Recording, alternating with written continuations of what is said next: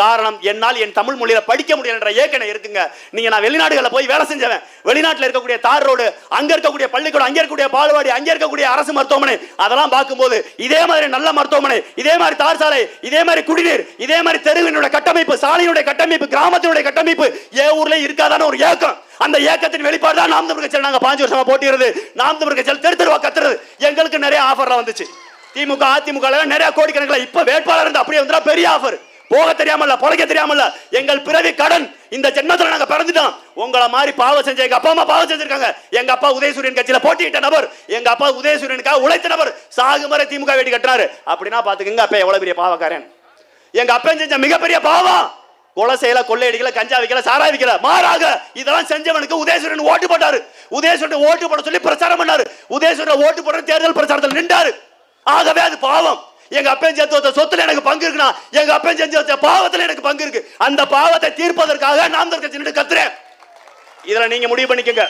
எத்தனை பேருடைய தாயும் தந்தையும் திமுக அதிமுக பிஜேபி காங்கிரஸ்ல இருந்தாங்கன்னு இதுல இருக்கவங்க முடிவு பண்ணிக்க. அவர்கள் எல்லாருமே பாவம் செஞ்சவன்.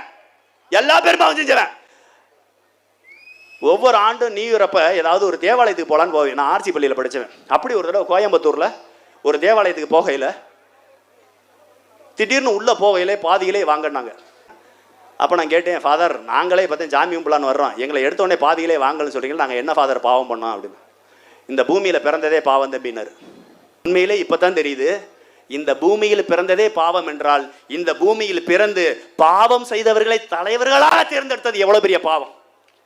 திமுகவுக்கு அதிமுகவுக்கு ஓட்டு போட்டு தலைவர்களாக தேர்ந்தெடுத்து விட்டு அவர்களை ஆட்சியில் உட்கார வச்சுட்டு இது சரியில்லை அது சரியில்லை நம்ம பேசி என்ன செய்ய போறோம்? எல்லாத்துக்குமான ஒரே தீர்வு நாம் தமிழர் கட்சி மட்டும்தான். இதற்கு முன்னாடி நீங்க எந்த கட்சிக்கு வேணாலும் வாக்களிச்சிருப்பீங்க. ஓட்டு போட போகையில நீங்க நினைச்சிருப்பீங்க வெறுமனே இது ஒரு ஓட்டு நினைச்சிருப்பீங்க. ஆனா நல்லா சிந்திச்சுக்குங்க, இனிமேல் நீங்க ஓட்டு போட போகையில ஒன்ன மட்டும் சிந்திச்சுங்க. சீமானினுடைய பேச்சை கேட்டுட்டு போங்க. சீமானுடைய தம்பிகள் பேசக்கூடிய பேச்சை கேட்டு போங்க. நீங்க ஓட்டு போட போகையில உங்க மண்டையில ஒண்ணு ஓடிக்கிட்டே இருக்கணும்.